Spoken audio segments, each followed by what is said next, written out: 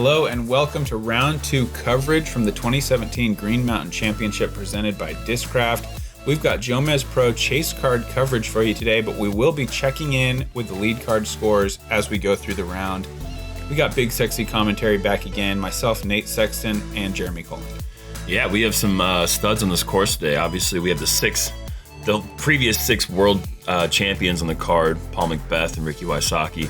But we also have the top 2 scores ever to play on this course, Fox Run. Paul McBeth last year shooting a 15 under, which is absolutely absurd. And Peter McBride, who had the course record for all of, 30 minutes or so, with his 13 under. So these guys know how to play this course. Ricky Wysocki is the 3-time defending champion of this event or something like that. Yeah, he's had good success here. We have some studs today. And Charlie Goodpasture is no stranger to the league, or to chase card, lead card lately. He's been playing really well. We're on Fox Run course, the more open of the 2 courses. This is hole 1, a 600-foot par 4 with OB on both sides. As Paul usually does, he's going to show us a proper play. It's just kind of a soft hyzer, set you up for that second shot into the green. And here's Charlie, who started off with a really solid 10 under on the Brewster Ridge disc golf course.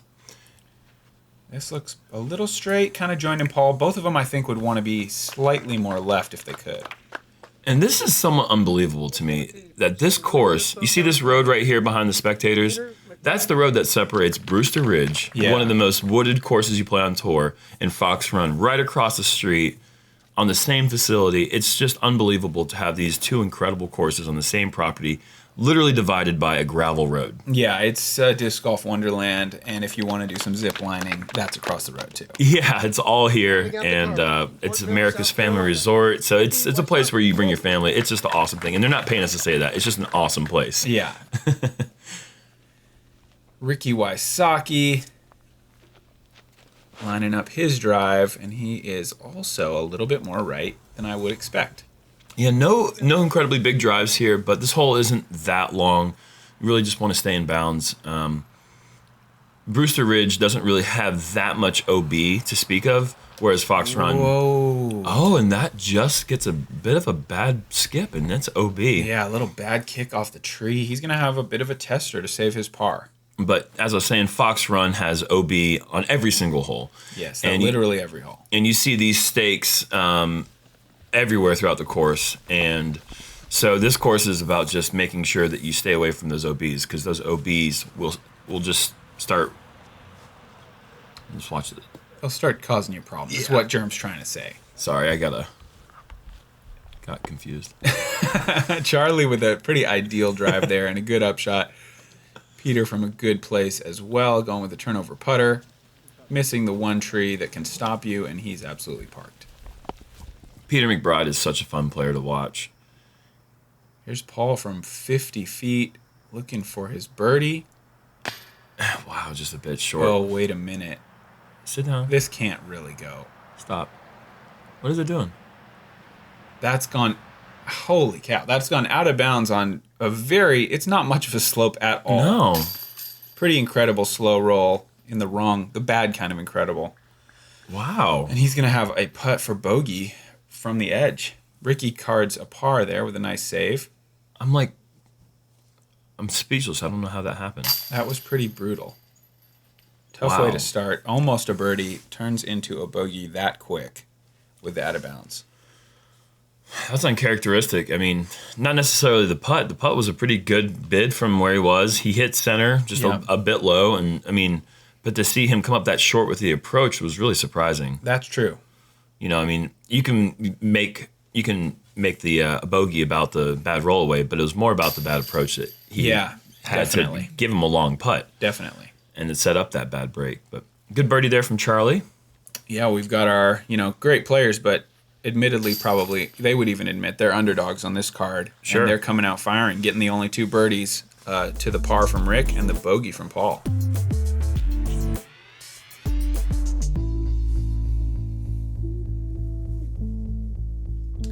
Hole 2 is a dead straight 270-foot par 3. Only about 15 feet wide, the gap, and you're going up over the hill, over the rock, down to the elevated basket. If you get too much turnover or you throw a forehand or something, OB is waiting for you on the right side. This is like really the perfect shot right here to show you how beautiful this place is. I mean, it's in the few days after this drone was recorded, the leaves have even changed even more. It's just such a beautiful little tunnel shot here. It's a fantastic par 3. I really like this hole. And a great shot there from Charlie. Puts it right up there, probably about 25 feet away, but a great shot there to the elevated pin. One of the changes that they made on this hole this year. Yeah, and I love the design choice. The rock really doesn't do anything, but it looks awesome. Oh, it just... Like, it kind of makes the hole for me. So you walk over and you see this cool big rock right in the middle of the fairway. Just a great, fun hole. Place you want to stop and take a couple pictures. Absolutely. I mean, you're looking down this fairway, and not only do you have the aesthetic with the beautiful trees, the orange and bright reds and all that, but then you have that just really nice rock just nestled right there in the middle of the fairway. Ricky stays safe. A little bit of heat on it, but he is in the circle and looking to make birdie. Yeah, and this is a little bit downhill slope. Once you get past that rock, it just slopes down all the way towards the OB, so you have to have a nice touch here. And this is the hole that McBeth aced in practice with this very same Nova here, and comes a bit shorter this time, but he's going to be looking at his birdie putt. Yeah, he'll have a tricky putt here. Not tricky enough to stop him, though. A great birdie there from the edge of the circle.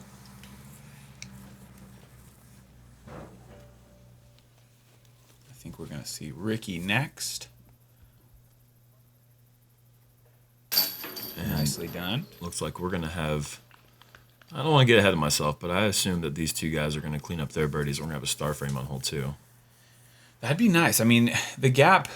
Oh, I spoke too soon. What have you done, Jeremy? I jinxed him. This cannot go OB. Come on. Good. Oh, goodness. All right, well, that's on me. I'll take that one, Charlie. That's not your fault. I jinxed you. Hit this one, Charlie, and then maybe we can... There you go. Jerem doesn't have to feel too bad. And that was a much tougher putt for par than it was for birdie. And good putt there from Charlie's. Trying to find weird ways to get the disc out of the basket. Trying to move on. This hole is very tight. I mean, just to have 4 guys not hit a tree. Yeah. Pretty impressive. To keep them down the middle of the whole way is really impressive. And you know, these first 3 holes, I really don't want to say that one is that wooded, although there's plenty of trees. But 1, 2, and 3 is where the technicality in this course comes in. After that, the course opens up. Yeah, quite a bit. And that's the difference between Fox Run and Brewster, is that this side over here, you're going to see once we get past this hole, it's going to open up. Yeah. Speaking of this hole, hole 3, 305 feet, slightly uphill, OB down the entire right side. I think we might see a big hyzer play from this group, and we also will see some up the middle, likely backhands, fairway drivers, maybe mid-ranges if they're looking to kind of throw the disc pretty firm. Yeah, and then there's that sloping green behind the basket, so you can't just rip through this fairway, otherwise your disc is going to land maybe even OB long. Yeah, that can happen. Looks like Peter went mid-range, and he got the distance, and it needs to stop, and that's safe, but not by a lot, and it might be a pretty obstructed putt. Yeah, he's going to be just outside the circle, uphill putt. If he does have a look at the basket, he'll be able to give it a good aggressive run from there. And Ricky going mid as well, a little bit lower. Can it get a skip? Got some skip. Oh, looks like he's found the red flag, so he should be about 35 feet. The good red flag. Yeah. Yeah, some places not you don't the one want... the spotter's holding. Right, the one that's on the ground that marks the 10-meter circle. Yeah. And here is the big hyzer play. And this is just playing for the crash here. I mean, you can get over everything and get the distance most of the way down there. Whoa, whoa, whoa. Oh, pro backspin there. Terrible roll almost, but it doesn't go out of bounds. And this is the play. I know Simon goes the spiked hyzer route. He said that he parked it yesterday, but you're really just playing luck shot at that point. Yeah, Simon, not a guy who can resist a spike hyzer very easily. Right. And Charlie just scoots past the base of that tree. He's going to have a long look at a birdie putt, but I don't know if you really want to get too aggressive from where he is. It's a bit of a scary putt for sure. Here is Paul connecting from 45-ish, 40 to 45 feet. Nice little Annie line. And he has to step out just to the side to give him a better angle at the basket. Commits to the putt. Awesome putt there from Paul. Here is Charlie from 38. He misses metal, but it doesn't look like it went too terribly long. Ricky right from the paint, dead center. Stripes it. let's see what Peter's got left. I think this could be kind of a tricky straddle, but it's hard to tell. Maybe he got the walkout path and he's got an angle to come up. Oh, yeah. Yeah, nice. Clear path to the basket. Just a bit uphill. Oh. And that's a long putt uphill. Hard to miss that one high. Just comes up a bit low. And Charlie connects on his par putt again. Another good save there from Charlie Goodpasture. Yeah, good save for sure. Peter in for par. This hole was aced yesterday by Charlotte native Grady Shue, who keeps doing things that are honorably mentionable. Yeah, he has been. Yeah, he's been playing really well for his last couple of weeks. He's gonna end up on a Jomez card if he's not careful. And here's a look here at the leaderboard. Michael Johansson, another guy from Charlotte, North Carolina, is playing very well. Nate Doss is right behind him. Some good scores. Yeah. Hole 4, par 3, 470 feet.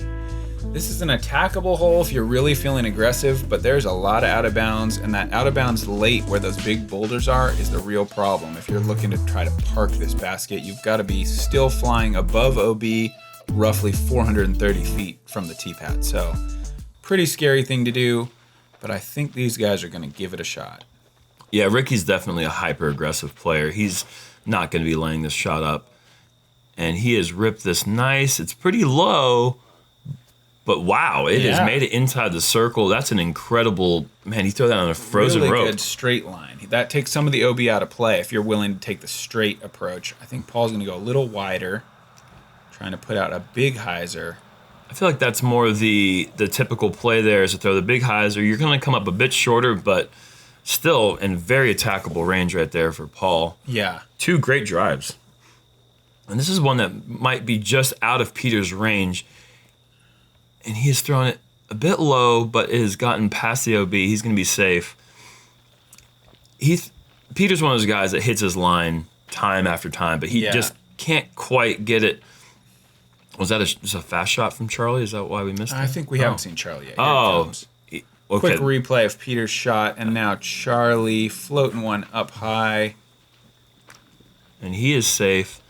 This is a hole that has changed from the previous year. This was a par 4 before, and a whole left side that you see OB was a completely different fairway, but due to wetland changes, oh wow, almost a little toss in there from Peter. They had to change the hole to make it a par 3, and it's 470 feet, but it's 470 feet of uphill throw. It's way harder as a 3 relative to par, way harder absolutely. than it was last year. Here's Paul from 50 feet. Just off the cage, and he takes a little roll back, but he should be fine from there. Ricky from inside the circle after that great straight shot. Wow, what a bonus birdie. There was only 3 birdies on the day for this hole. Wow. This hole went from being the 7th easiest hole in 2016 to the 5th hardest hole through round 1 in 2017. That's pretty crazy that 3 birdies for the day, and it's still only the 5th hardest. I think just probably because it's pretty easy to play the hole safe. Yeah, there's 93 pars. I mean, out of 125 players, 93 pars is a huge percentage. It's 75% of the field. Yep. But there was big numbers as well. I mean, the hole also took an 8, a 7, a 6. It took 7 double bogeys. So, you know, I mean, if you weren't playing that safe hyzer shot to the landing zone, you know, the hole could be really tricky. Yeah, absolutely. And troublesome quickly. Absolutely. Ricky with the lone 2, everybody else carding 3s.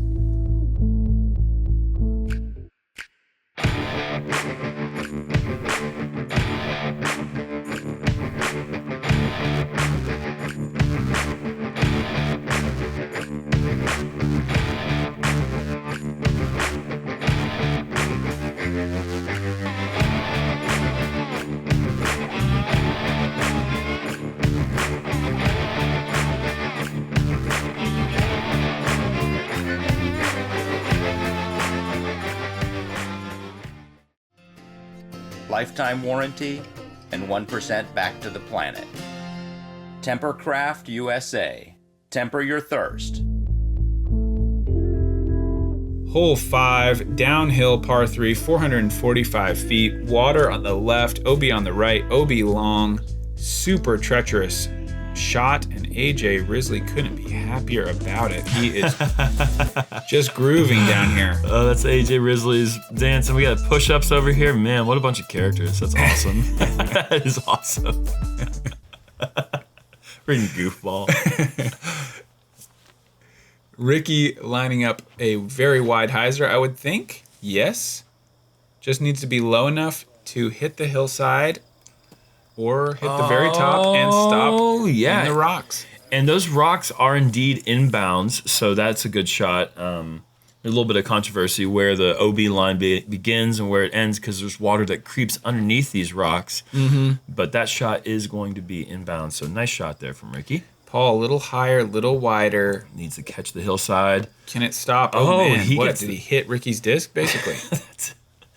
Those are good breaks. Yeah. You hit the top of that hillside on the flat. You really want to hit the right side of that flat, right by the basket. Yeah. And if you hit the flat, like I did, you skip OB. Yep. And that's just what happens. Oh, and that is out of bounds, and it's going to be out of bounds pretty early, I'm afraid. Yeah. For Peter. And the play here is the big spike hyzer. I feel like with his flat shot like Charlie's throwing, if this does get around these trees, which I believe it's going to, there you go. That's a great shot. You hit the hillside, but if that hit the flat on that flatter angle shot, it's going to get that skip. Certainly want to land a little bit below the pin here. Is this going to have enough fade? Oh, Peter. Oh no, that is really a problem. Is he even going to get advanced? Okay, good. He at least got to move up here. Yeah. This is a putt for double bogey. Oh man. And now he's got triple bogey ready to be tapped in. And a good putt there from Charlie just at circle's edge. Nice birdie. This was the second hardest hole last year. It came in as the 7th hardest hole through round 1. I think last year was just a little windier. Yeah, that's probably the case. There's just bigger numbers last year. I mean, there was a guy who took a 10 last year on this hole. So, I mean, the hole itself doesn't seem that difficult. It's just a downhill hyzer, but with this water here, OB, if you're going to make a mistake, you want to just go OB left, and then you could pitch up and get your 4, or maybe even save your par. Yeah, but you did lose your disc, and that's not fun. Yeah, well, it's actually a shallow breakdown to the water's edge. You can be about 40 feet away and still see your disc only a foot deep. Okay. So you probably won't even lose your disc. But and that is going to be painful for Peter. He lost 4 strokes to everyone else on the card. Very rare for something like that to happen, and very painful when it does. Hole 6 is an uphill par 3, 290 feet to an elevated basket. You got OB all around the pin. Probably the most common play here is going to be a forehand with sort of like a fairway, overstable fairway type disc. Yeah, I'd say that's probably the play for a lot of these players. However, I doubt that we'll see Peter throwing a forehand. I think he's a backhand predominant player, but Ricky certainly will be throwing the forehand, probably with a Spark or Triple X. I wish I knew his disc. Fallon, maybe? Fallon would probably be a good choice. I'm guessing he's going to make that putt. Yeah, I'll go with that. Nice little follow flight. I love watching the skips on the follow flight. It makes a cool little pattern. How do they do that? That's so cool. Paul is very, very comfortable forehanding the Destroyer at short range. So he's going to go Destroyer here. That's his game. And something that the Destroyer does, just as you saw right there, with that really fast, wide rim disc, the very sharp edges. Yeah. You'd think that a fast disc is going to get a skip. But when it comes in with that much angle, it wants to just dig into the ground. And Charlie is also pretty close. He's left himself about 22 feet away. Probably not even happy with being 22 feet away. This is one of those holes where, you really feel like you should be within 15. And a little Anheuser shot here from Peter. Too much Anheuser. Oh, but he's okay. Yeah, little cut roll back to the basket. Hole 6 is the easiest hole in the course. It's actually playing the easiest hole in the tournament, and that feels like a bogey. Yep. You don't want to miss anything inside the circle, but on a hole that is playing this easy, that is a huge miss right there. The hole was averaging 2.395. Wow, that's probably the lowest average we've... Yeah, since I've been covering statistics, that's the lowest average under par that I've covered. So this hole is as close to a must get as you're going to have on the Pro Tour. Wow.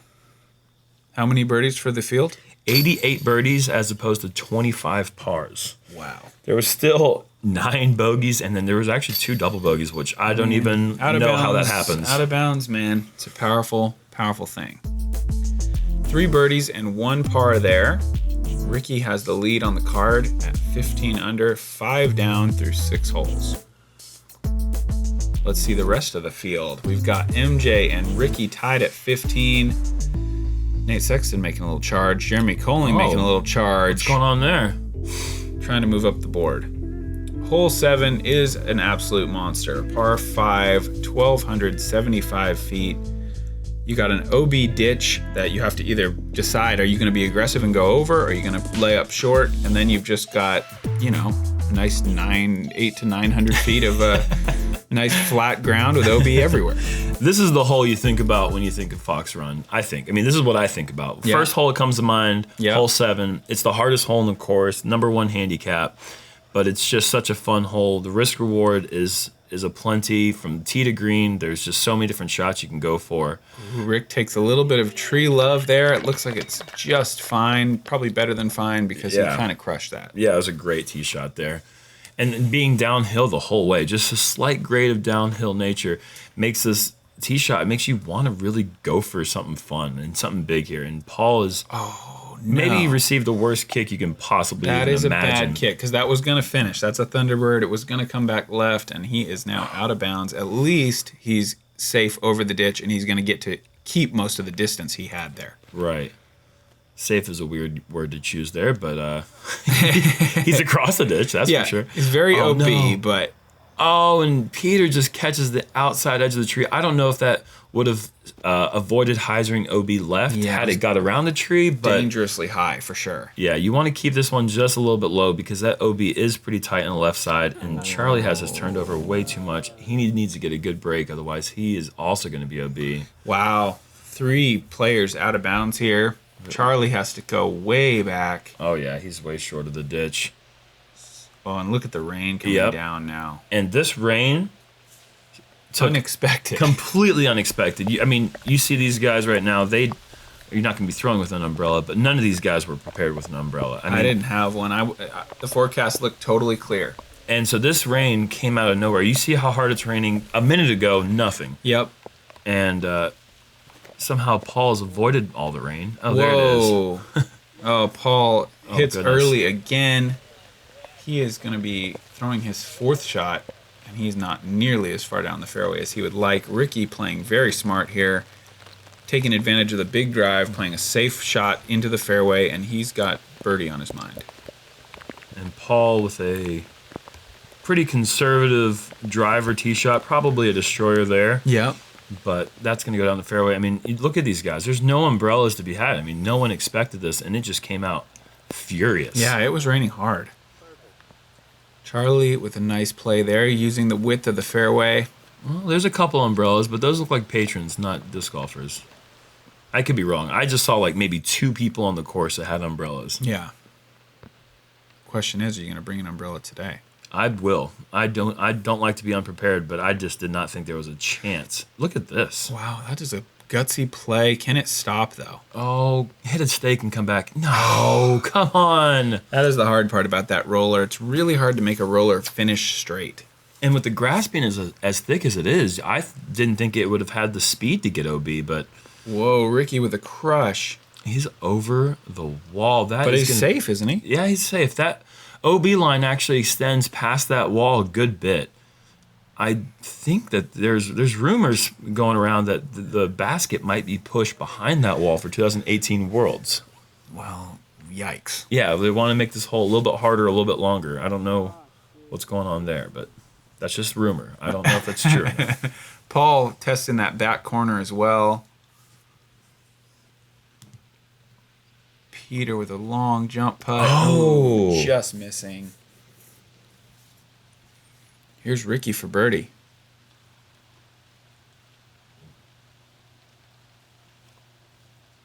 Oh, wow. Yeah. What a putt there. Great shot from behind the shoulder here of Ricky. More flutter than I've ever seen him putt with. Could be the rain. Could be the rain. Furthest putt I've ever seen him putt off the pole. Doesn't matter. Picks up a huge birdie. And that is Paul for a 6. And I've got a stat for all you stat heads out there. Hit us. There were more double bogeys than there were bogeys, than there were pars, than there were birdies. Wow. More doubles than anything More else. sevens. More sevens than there were sixes. And we're talking about professional disc golfers here. So, It's crazy. I mean, is it a par 6 or what are we talking about? It's just, so there were 21 birdies, 32 pars, 28 bogeys, 35 doubles. Wow. Yeah. What's the scoring average? The scoring average is 5.831. Wow. So average way over par. I'm feeling really good about my 4. Yeah, there was even a triple and a quadruple. There were 2 quadruple bogeys on the hole. So yeah, that is a monster of a hole. And if that was a monster of a hole, how about this one? It doesn't get any easier. Hole 8 is uphill the whole way around the corner, 675 feet. I feel it's a harder birdie than hole 7 personally. Well, there might not be as many big numbers, but there might be fewer birdies actually. In fact, there were a lot fewer birdies. I'm going to say, yeah, low. I mean, let's watch these guys play. But Sure. I think a pretty incredible birdie if you can get it. I hope to see one from these guys. Yeah, there were the hole 7 was the hardest hole in the course. This is coming in at the second hardest hole in the course. Yeah, So it does get a little bit easier. Okay, sure. Paul trying to go big turnover T-bird, but is this going to flex? It is flexing, and it might be flexing too long. Wow. That just needs a hold. Costly mistake there. But he has got quite a bit of distance. He's actually far enough that I wouldn't be surprised to see him save his par.